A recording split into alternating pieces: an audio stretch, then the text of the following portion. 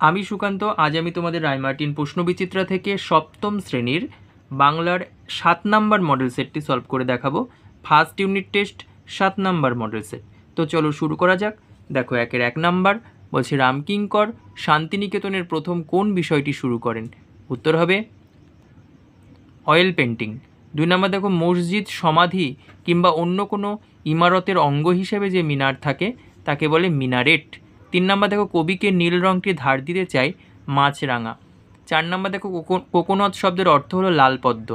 তারপরে দেখো 5 নম্বর ছন্দ বাজে মোটর চাকায়। তারপরে দেখো 6 নম্বর মাতৃভাষা দিবস হলো 21শে ফেব্রুয়ারি। 7 নম্বর দেখো কোনটি তদ্ভব শব্দ? এটা হবে কানাই। তারপর দেখো অথবা চা, চিনি, লুচি এই শব্দগুলি কোন ভাষা থেকে এসেছে? চীনা ভাষা থেকে। তারপরে দেখো 8 নাম্বার ঝাঁটা শব্দটি হলো দেশি শব্দ।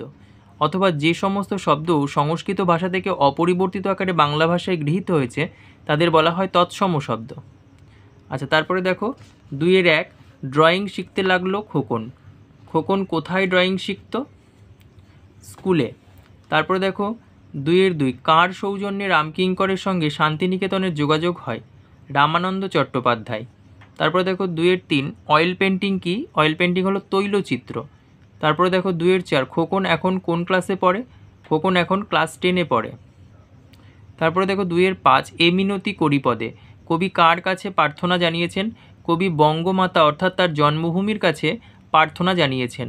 2-6 দেখো পদ্য লেখা সহজ নয়। পদ্য লেখা কখন সহজ হবে বলে কবি মনে করেছেন? ছন্দে কান দিলে পদ্য লেখা সহজ হবে বলে কবি মনে করেন। তারপরে দেখো 2-7 কখন পদ্য লেখা সহজ হবে না? ছন্দে কান না দিলে পদ্য লেখা সহজ হবে না। 2-8 ভাটার টানে নৌকা ছেড়ে মাঝিরা কোন গান গায়? ভাটিয়ালি গান গায়। 2-9 দেখো ঘড়িওয়ালার হ্যান্ডবিলটি কী রঙের ছিল? গোলাপি রঙের। 2-10 দেখো পানুয়াকে তোতাদের আয়ার ছোট ভাই হলো পানুয়া। তারপরে দেখো তৎসম শব্দ কাকে বলে? দেখো পেজ নাম্বার 263। 2 নম্বর কোশ্চেন সংস্কৃত শব্দভাণ্ডার থেকে বাংলা শব্দভাণ্ডারে গৃহীত বাংলা শব্দগুলিকে তৎসম শব্দ বলে, যেমন কুটির, যুবতী, ধ্বনি। তারপরে দেখো 2-12 পাউরুটি শব্দটি কোন দুটি শব্দের মিশ্র রূপ? বিদেশি প্লাস তদ্ভব। আচ্ছা, তারপরে দেখো 2-13 মিশ্র শব্দ কাকে বলে? দেখো 260 পেজে পেয়ে যাবে 30 নাম্বার মিশ্র শব্দ বা সংকর শব্দ এখান থেকে পড়বে। তারপরে দেখো 2-14 দুটি তুর্কি শব্দের উদাহরণ দাও। বন্দুক, বিবি। 3-1 নাম্বার দেখো মন্দ কথায় মন দিও না। মন্দ কথার প্রতি কবির কীরূপ মনোভাব কবিতায় ব্যক্ত হয়েছে? দেখো 7 পেজের 1-1 এখান থেকে পড়বে। দেখো মন্দ কথায় কান দিও না, মন্দ কথার প্রতি কবির কীরূপ মনোভাব কবিতায় ব্যক্ত হয়েছে? মন্দ কথা যদি মনে দ্বন্দ্ব সৃষ্টি করে, এক বিরূপ মনোভাবের বিকাশ ঘটায়, তাহলে ছন্দ শোনা যায় না। কবি মনে করেন প্রকৃত ছন্দের সুর শুনতে না পেলে আনন্দ অনুভব করা সম্ভব হয় না, তাই কবি মন্দ কথায় কান দিতে নিষেধ করেছেন। তারপর দেখো 3-2 খোকন কিভাবে মেঘের ছবি আঁকতে গিয়ে বেকুব হয়েছিল?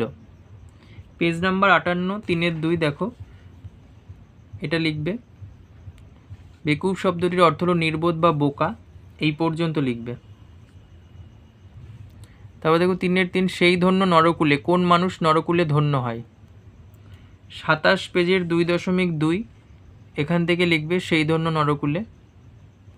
তারপরে দেখো 3-4 পাগলা গণেশ গল্পে সভ্যতার কোন সমস্যার দিকে ইঙ্গিত রয়েছে? Page number 22। 1 নাম্বার কোশ্চেন নিচের দিকে দেখো।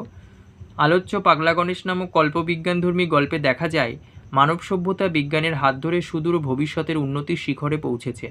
এই পরিস্থিতিতে বিজ্ঞানের বাড়াবাড়ি এবং মানব মনের সৃষ্টিশীলতার মৃত্যু হওয়ার সমস্যাটিকে ইঙ্গিতবাহী করে তোলা হয়েছে।